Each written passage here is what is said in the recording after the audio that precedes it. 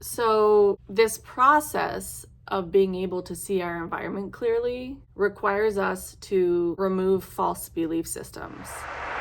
Prior to awakening, our entire existence is just a series of self-fulfilling prophecies, basically. A self-fulfilling prophecy is where a person unknowingly causes their beliefs to become their reality by subconsciously behaving in ways that confirm those expectations.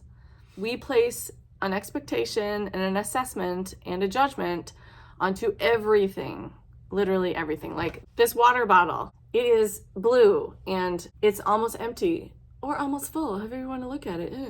It might smell weird. Actually, it smells fine, but whatever we look at, we're assessing it. Like, does the water taste okay? Does it look all right? Like, oh, was it too expensive? Right? I got it from Job Lot. $3.99. But you're not actually seeing the water bottle. You look at the water bottle in silence. Just look at it. When you start to observe your environment instead of placing judgment on it and assessing it, you see it for what it actually is. The process of spiritual awakening requires us to strip these beliefs off of ourselves. So this third dimensional existence that we live in, it is a very dense, heavy, dark, polarity-ridden existence.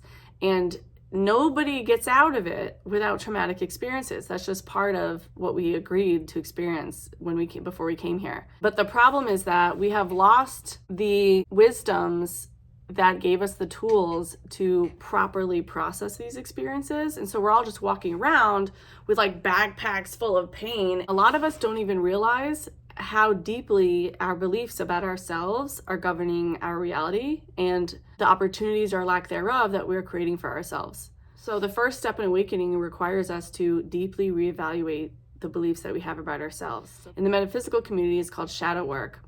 There are many different ways to do shadow work. Sometimes it's just traditional therapy, and other times it's like shadow work journaling, which is what I did. There's also like a shamanic route you can take. There's ayahuasca. I mean, there's a myriad of different ways that a person can peel off their onion layers. It can be really painful because you're being forced to face these traumatic experiences that you have suppressed and look at how it has governed your belief system and how it has created your life subconsciously. There's a lot of regret and shame that most people have to process, deep sadness. It's not a pretty experience. I'll get into my personal experience of shadow work in another video so that you can get an idea of what that entails and how to do that.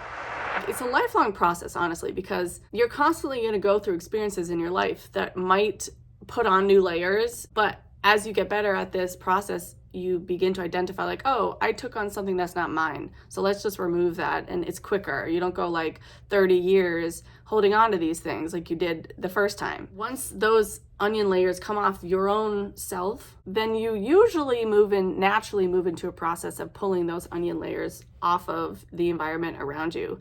Because if you're not viewing yourself properly and who you are, you're sure as hell not viewing your environment properly because everything is intimately connected. So you're going to start seeing the world around you in very different ways. This is why a lot of people talk about us living in a matrix, and that's actually what the Matrix movie was about.